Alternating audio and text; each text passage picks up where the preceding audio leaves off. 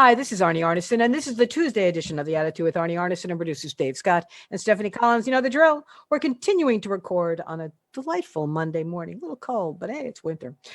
I go to the Washington Monthly all the time. I've become good friends with the editor-in-chief. I've mined them for lots of fabulous content.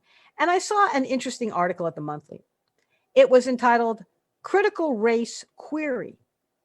If America is irredeemable, why are racial disparities in the criminal justice system plummeting? And I went, they're plummeting. I got to read this because I got to take some copious notes because I was not necessarily aware of that. Joining us are the two authors of the piece. Marc Levin is the Chief Policy Counsel for the Council on Criminal Justice.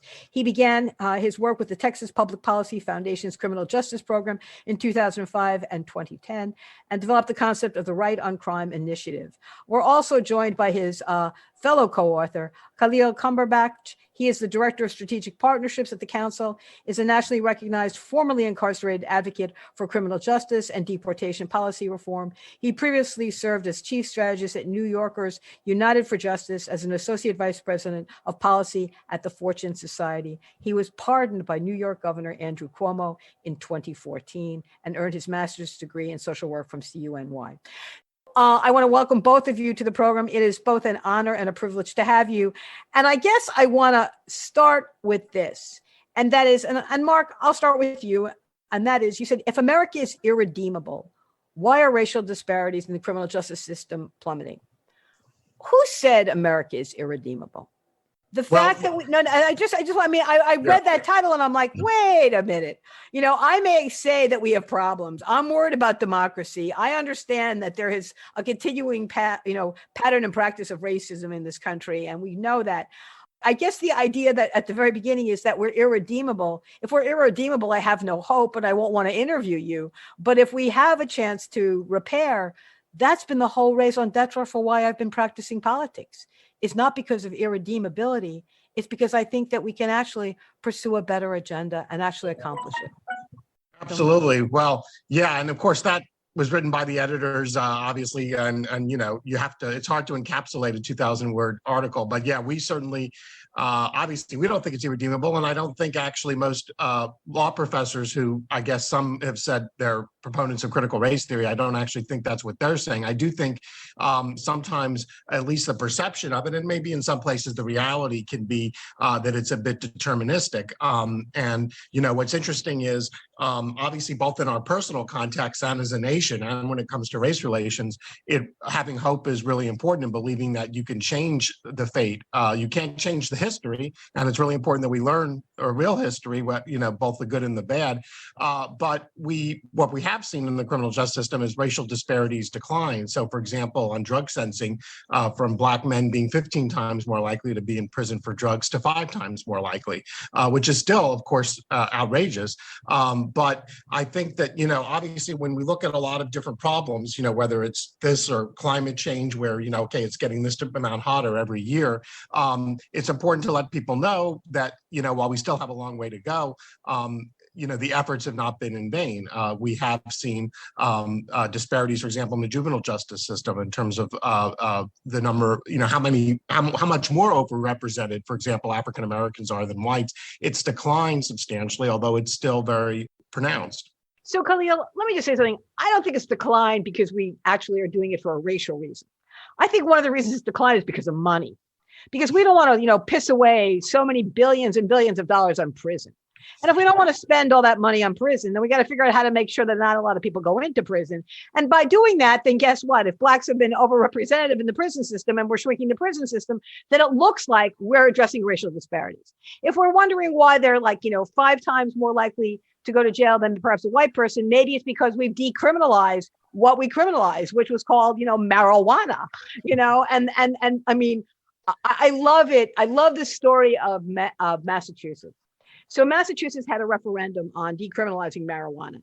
Every single political leader spoke out against the referendum, but then it overwhelmingly passed in every single county and every single city, I think, except for 3 in the entire state of Massachusetts. But one of the things I also thought was so interesting was when these, prosecutors and politicians were talking about, well, it's not that I didn't use dope, but I realized how bad it was. Well, I'm thinking all those people that were saying it were never caught.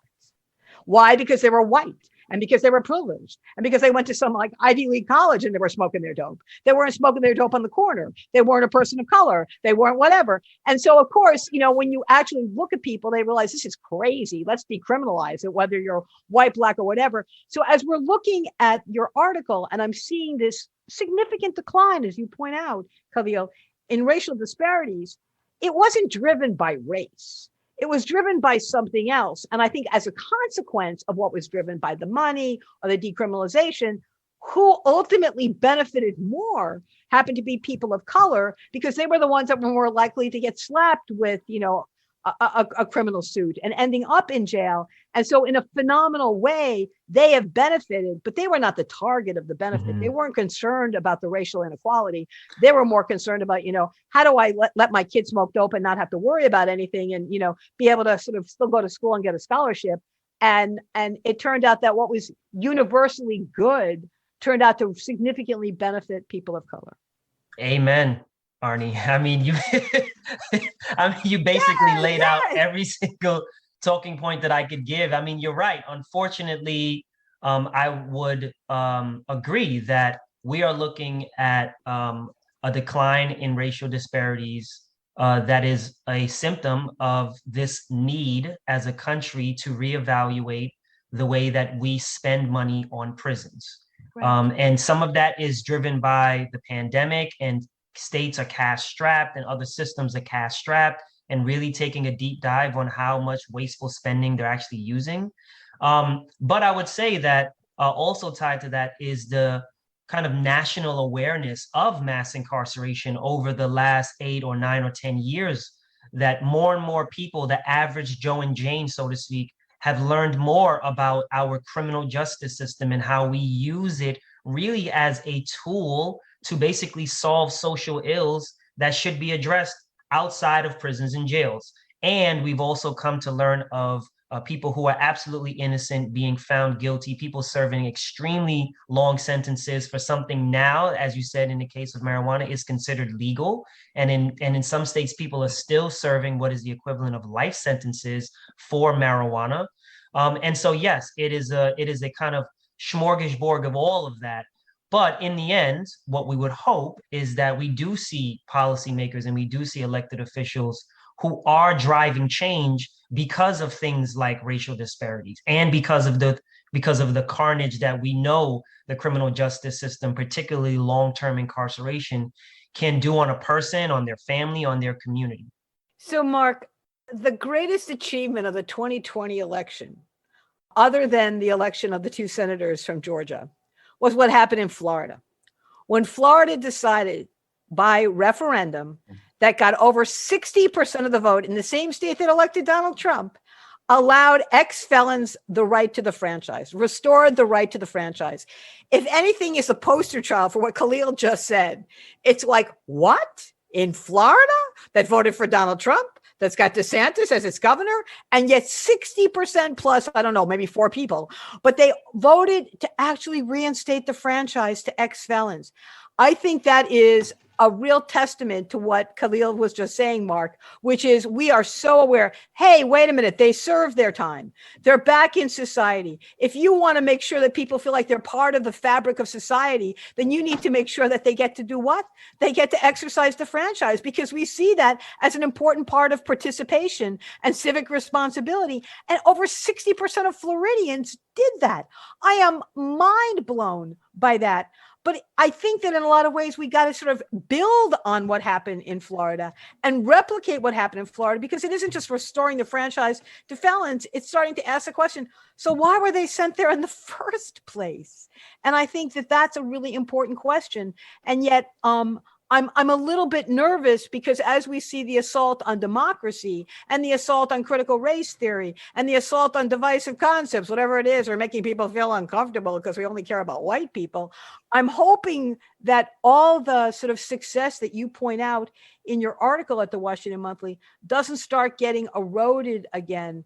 Because if anything, the fascists are frightened by, it's people with knowledge, the idea that they want to exercise the franchise, that they believe in equality and equity. And if that's the case, and the best place for them is prison, because you don't want them on the outside, because they may agitate for something that won't support what your agenda is. Well, yeah, I mean, voting is one of the just really long list of collateral consequences, not just from incarceration, but from having a criminal record. And of course, it comes up in employment, occupational licensing, housing. And of course, in the context of voting, of course, there does nothing for public safety to say someone who has a record can't vote, or somebody who's even on probation or parole. It's not going to make accomplish any benefit in terms of their rehabilitation.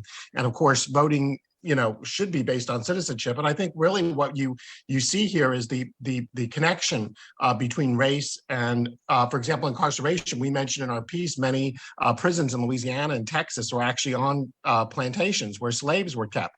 And then the labor was transferred to prisoners. And again, they weren't paid and still aren't in many places. So, and that and voting are both kind of peculiar to the United States in terms of not allowing people with a record to vote. You don't see that in Western Europe or other advanced democracies. So, I mean, we do have to ask ourselves how we have to force ourselves to really appreciate the connection between our nation's history on race and these current policies and practices. I think the one of the things that we really have to focus on is one of the concerns we brought out in the piece was the controversy over critical race theory can sometimes people can confuse CRT with the notion of equity. And of course, you can treat everybody with equality. So, for example, you can set the same bail amount on a rich and a poor person, but that's not equity, right? Because people come to the criminal justice system in very different positions. Some people are poor, some are rich, some are disabled, some don't speak English. If you have, some are deaf. If you have verbal proceedings only, or you have English proceedings only, people that are deaf or people that are don't speak English, they're not going to be able to exercise their right to trial or even know what the charges are against them. So that's why the criminal justice system, because people's liberty is at stake, it's not a matter of a government program where you're giving a certain people benefits, right? We're actually dealing with taking away people's liberty, sometimes for the rest of their life, or even executing them. So we have to bend over backwards to make sure we have an equitable system. So I do think we can appeal to people on that basis, in addition to kind of the fiscal reasons that you mentioned. Mm-hmm. So, and if Arnie, sorry, Arnie, if I can just add this point about Florida in particular.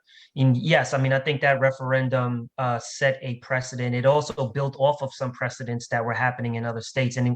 And while it would be the best story to tell to say that, the legislators of Florida came to a realization that people who have served their time and paid their debt to society, quote unquote, should have all of their rights restored and arguably shouldn't have had them taken in the first place. However, the reality is that people like Desmond Meade and others from his Florida Rights Restoration Coalition actually organized people to actually do the groundwork and ran it like it was a real campaign, knocking on doors, doing flyers, interviews, mailers, so on and so forth. And so that's the other thing that we're seeing that I would say also led to this reduction in overall incarceration and by extension, a reduction in racial disparities, which is the organization of formerly incarcerated people who are being negatively and continuously impacted by the criminal justice system, even after they've served either a prison sentence, a jail sentence, probation sentence, paid restoration fees, and still they're being punished. And by, for example, not even being able to do things like simply vote, which all research and data has shown has nothing to do, the access to voting rights has nothing to do with public safety in the least bit. And so I have to say that Desmond Meade, who is also a member of the Council on Criminal Justice, largely is because of him and his team and the organizing effort that they put forth, similar to what we saw in Georgia as it relates to getting folks out to the ballots. I go back to something that's going to sort of maybe surprise you, but I remember when the O.J. Simpson trial was happening, and I had some friends who said to me, "You don't get it, Arnie. You know what O.J. has that most African Americans